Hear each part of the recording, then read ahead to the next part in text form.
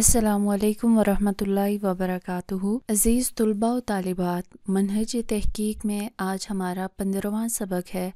جس کا عنوان ہے تحقیق کی اقسام منہج کے اعتبار سے۔ اس میں آج جن 3 اقسام کا ہم مطالعہ کریں گے ان میں ہے تجزیاتی، تجرباتی اور مطالعہ احوال۔ نیا سبق شروع کرنے سے پہلے ہم گزشتہ سبق کا خلاصہ دیکھ لیتے ہیں تاکہ ہمارے مائنڈ میں ہو کہ ہم نے پچھلے سبق میں کن کن اقسام کا مطالعہ کیا تھا، اور جب ہم ان اقسام کو اپنے ذہن میں لائیں گے تو اس سے یہ فائدہ ہوگا کہ ہم نئی اقسام جو آج کے سبق میں ہم پڑھیں گے ان کے درمیان اور جو پچھلی اقسام ہیں ان کے درمیان فرق بھی کر سکیں گے۔ تو گزشتہ سبق میں ہم نے منہج کے اعتبار سے تحقیق کی 3 اقسام دیکھی تھیں: تاریخی، ترابطی اور شماریاتی تحقیق۔ آج کے سبق میں ہم منہج کے اعتبار سے تحقیق کی جو دیگر اقسام ہیں ان کا مطالعہ کریں گے، جن میں سب سے پہلی جو قسم ہے وہ ہے تجزیاتی، دوسری قسم ہے تجرباتی، جبکہ تیسری قسم ہے مطالعہ احوال۔ آج کے سبق میں ہم ان 3 اقسام کا مطالعہ کریں گے۔ سب سے پہلے ہم تجزیاتی تحقیق دیکھ لیتے ہیں کہ تجزیاتی تحقیق سے کیا مراد ہے، اور پھر اس کے بعد ہم اس کی مثالیں بھی دیکھیں گے۔ تجزیاتی تحقیق میں خاص نمونوں کو خاص زاویوں سے پرکھا جاتا ہے۔ یہ تحقیق بھی بنیادی طور پر وصفی تحقیق ہے، یعنی اس تحقیق میں کیا کیا جاتا ہے کہ کسی خاص نمونے کو کسی خاص زاویے سے جانچا جاتا ہے، پرکھا جاتا ہے اور اس کا وصف بیان کیا جاتا ہے۔ مثال کے طور پر ہم یوں لے لیتے ہیں کہ کسی زبان کے خصائص پر تحقیق کرنی ہو، یعنی یہ جانچنا ہو کہ اس زبان میں کون کون سی خصوصیات ہیں، تو اس کے لیے اس کی جو لغت ہے، اس کی جو ڈکشنری ہے، اس کا مطالعہ کرنا، اس کو مختلف زاویوں سے چیک کرنا اور پھر اس کی جو خصوصیات ہیں اس کو واضح کرنا تجزیاتی تحقیق میں شامل ہے۔ یعنی تجزیہ سے ہی ہمیں سمجھ آ جاتی ہے کہ ہم کسی چیز کا جائزہ لے رہے ہوتے ہیں۔ اب وہ جائزہ کس اعتبار سے لیا جائے گا؟ یہ موضوع کے اعتبار سے ہوگا۔ جیسے ہم اگر کوئی زبان لے رہے ہیں تو اس کا ہم جائزہ کیسے لیں گے؟ اس کی ایک صورت یہ ہے کہ ہم اس کی لغت کو دیکھیں، لغوی اعتبار سے دیکھیں کہ اس کے اندر کون کون سی کوالٹیز ہیں۔ مثال کے طور پر ہم اگر عربی زبان لے لیتے ہیں تو اگر ہم عربی زبان میں ایک لفظ کو اٹھا کے دیکھیں اور اس کے ڈکشنری میننگز یعنی لغوی معنی دیکھیں تو کئی معنی ہمارے سامنے آتے ہیں، لیکن اسی کے مقابلے میں ہم کوئی انگلش کا لفظ دیکھ لیتے ہیں اور اس کو لغوی اعتبار سے دیکھیں تو اس کے معنی بنسبت عربی زبان کے بہت کم ہوں گے۔ تو اس طرح سے یعنی جائزہ لے کے ہم واضح کر سکتے ہیں کہ ایک زبان دوسری زبان سے کتنی زیادہ اہمیت رکھتی ہے، یا ایک زبان میں کون سی خصوصیات پائی جا رہی ہیں اور دوسری زبان میں کون سی خصوصیات پائی جا رہی ہیں۔ تو یہ بیسیکلی جو تجزیاتی تحقیق ہے، یہ اگر دیکھا جائے تو ایک طرح کی وصفی تحقیق ہی ہے، یعنی ہم کسی چیز کا وصف بیان کر رہے ہوتے ہیں، اس کو ایکسپلین کر رہے ہوتے ہیں، اس کی وضاحت کر رہے ہوتے ہیں، اور اس وضاحت میں ہم اس کی خوبیاں بھی بتا سکتے ہیں، اس کی خامیاں بھی، اس کی اہمیت یا پھر دیگر جو اس کے اہم پہلو ہیں ان پر بات کر سکتے ہیں۔ مثال کے طور پر یعنی تجزیاتی اعتبار سے بہت سی تحقیقات ہو چکی ہیں، اس پر PhD کے مقالہ جات بھی ہوئے ہیں، جیسے برصغیر میں اصول تفسیر کے مناہج و اثرات، اس کا ہے تجزیاتی مطالعہ۔ یعنی اب جو اصول تفسیر کے برصغیر میں جو مناہج ہیں یعنی جو طریقے ہیں اس کا جائزہ لیا گیا، تجزیہ کیا گیا کہ فرض کریں یعنی کچھ لغوی اعتبار سے اصول تفسیر کو بیان کریں، کچھ کس اعتبار سے بیان کریں، تو اب جو مختلف مناہج ہیں ان کا جائزہ لینا اور پھر آخر میں یہ اس کا نتیجہ اخذ کرنا کہ ان میں سے کون سا طریقہ زیادہ مؤثر ہے، کون سا طریقہ زیادہ بہتر ہے، تو یہ بیسیکلی تجزیاتی مطالعہ ہوتا ہے۔ اسی طرح یہ ایک دوسری MPhil کے مقالے کی مثال ہے کہ جمع تدوین قرآن کے متعلق جو ہے ایک تجزیاتی مطالعہ کیا گیا، اور یہ تیسرا ایک مقالہ ہے تاریخ القرآن از محمود رامیار کا تجزیاتی مطالعہ، یعنی اس میں بھی اب جائزہ لیا گیا، لیکن یہ اب مزید وضاحت نہیں ہے کہ کس اعتبار سے جائزہ لیا گیا، تو یہ اس کے منہج میں ذکر کیا گیا ہوگا۔ اب ہم دوسری تحقیق کی قسم دیکھیں گے، اس سے جیسے کہ نام سے ہی پتہ چل رہا ہے کہ اس سے مراد کون سی تحقیق ہے، یعنی تجرباتی تحقیق،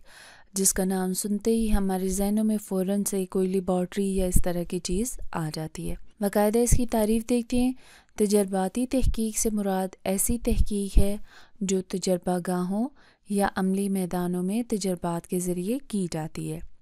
اس تحقیق میں کلاس رومز، چھوٹی لیبارٹری، کھیت یا پھر کوئی ادارہ استعمال کیا جاتا ہے۔ یہ جو تحقیق ہے یہ عموماً جو سائنس کے مضامین ہیں ان میں کی جاتی ہے، یعنی یہ سمجھ لیں کہ اس کا تعلق علوم اسلامیہ سے براہ راست نہیں ہے، یا پھر یہ کہہ لیں کہ علوم اسلامیہ میں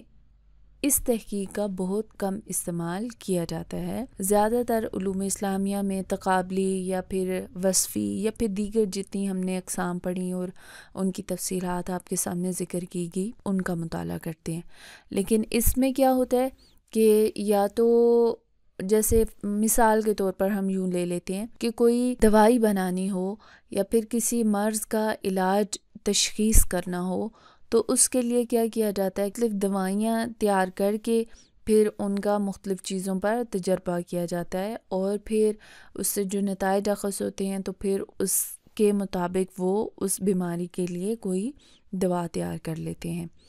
اسی طرح دیگر جتنی بھی چیزیں ہیں، کوئی نئی چیز ایجاد کرنی ہو یا پھر کوئی کیمیکل بنانا ہو تو اس کے لیے ان لیبارٹریز یا اس طرح کی چیزوں کا استعمال کیا جاتا ہے۔ تجرباتی تحقیق کی مثال یہ ایک دی گئی ہے، علوم اسلامیہ میں ہی ہے۔ ایم فل کا مقالہ ہے کہ ائمہ اسلام اور مستشرقین کی آراء کا تجرباتی مطالعہ۔ اگلی ہم تحقیق کی قسم دیکھتے ہیں، وہ ہے مطالعہ احوال، یعنی کسی چیز کا مطالعہ کرنا۔ اس کی تعریف کچھ یوں کی گئی ہے خالق داد صاحب کی کتاب میں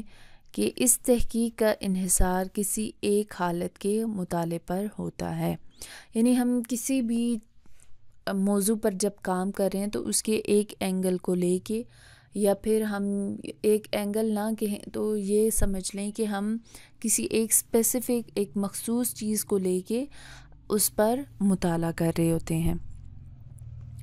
جیسے مثال کے طور پر کسی طالب علم کے احوال کا مطالعہ کرنا، یعنی کسی خاص یونیورسٹی کے جو اسٹوڈنٹس ہیں ان کے متعلق ریسرچ کی جاتی ہے کہ فلاں یونیورسٹی کے طلباء و طالبات کی ذہنی حالت کیسی ہے، یا پھر وہ تعلیمی میدان میں ان کی سرگرمیاں کیسی ہیں، یا پھر یہ ہے کہ اسی طرح کی دیگر چیزیں، یعنی کسی ایک پہلو کو لے کر اس پر ڈسکشن کی جاتی ہے۔ اب یہ ڈسکشن بیانیہ بھی ہو سکتی ہے، تقابلی بھی ہو سکتی ہے، مختلف طرح سے، لیکن اس میں کیا ہوتا ہے کہ کسی ایک اسپیسیفک چیز کو بیان کیا جاتا ہے۔ کسی طالب علم کے احوال کا مطالعہ کرنا یا پھر کسی یونیورسٹی کے احوال کا مطالعہ کرنا، یہ اس کی آسان اور سادہ سی مثالیں ہیں۔ اب مطالعہ احوال کی مثالیں دیکھ لیتے ہیں۔ یہ آپ کے سامنے ایک انگلش کی بک ہے جس کا نام یہاں پر ذکر کر دیا گیا ہے، اور اس کی مدد سے آپ یہ سمجھ سکتے ہیں کہ کس کس طرح سے اس تحقیق کی جو یہ قسم ہے اس کے تحت کام کیا جا سکتا ہے۔ خلاصہ تو آج کے سبق میں ہم نے مناہج کے اعتبار سے تحقیق کی جو 3 اقسام دیکھی ہیں وہ ہے تجزیاتی، جس میں ہم مختلف چیزوں کا جائزہ لے رہے ہوتے ہیں اور ان کو مختلف زاویوں سے پرکھنے کی کوشش کرتے ہیں، یعنی مخصوص چیز کا مخصوص زاویے کی مدد سے جائزہ لینا۔ دوسری ہم نے تجرباتی قسم دیکھی۔ تجرباتی تحقیق سے مراد ایسی تحقیق جو عملی طور پر کی جا رہی ہو، جس میں تجربہ گاہوں کا یا پھر جو میدان ہے یا پھر جو اسپیسیفک چیزیں ہیں یا ادارے ہیں ان کی مدد سے، جہاں پر تجربات کی مدد سے تحقیق کی جاتی ہے، کوئی نئی چیز ایجاد کی جاتی ہے، یا پھر اس میں جائزہ لیا جاتا ہے کہ فرض کر لیں کہ کوئی بیماری ہے یا کوئی چیز، تو مختلف چیزوں پر تجربات کیے جاتے ہیں، پھر اس سے سمجھ آتی ہے کہ یہ بیماری پھیلنے کی وجہ کیا تھی، اور پھر اگر اس اعتبار سے نہیں دیکھ رہے، اس کا علاج دیکھ رہے ہیں، تو پھر یہ کہ مختلف دواؤں کا استعمال کر کے تو پھر تجربے کر کے آخر میں وہ واضح کرتے ہیں کہ کس بیماری کے لیے کون سی دوا بہتر ہے یا اس کا استعمال نقصان دہ نہیں ہے۔ پھر تیسری ہے مطالعہ احوال، یعنی کسی خاص چیز کا مطالعہ کرنا، جیسے کہ مثال کے طور پر آپ کو بتایا گیا تھا کہ جو طلباء ہیں کسی طالب علم کے احوال کا مطالعہ کرنا، یا پھر جو یونیورسٹیز ہیں ان کے متعلق ریسرچ کرنا، یعنی ان کے خاص کسی موضوع کو لے کر۔ تو یہ آج کے سبق میں ہم نے 3 چیزیں دیکھی تھی۔ امید ہے کہ آج کا سبق آپ کو سمجھ آ گیا ہوگا۔ آج کے لیے اتنا ہی کافی ہے۔ السلام علیکم ورحمۃ اللہ وبرکاتہ۔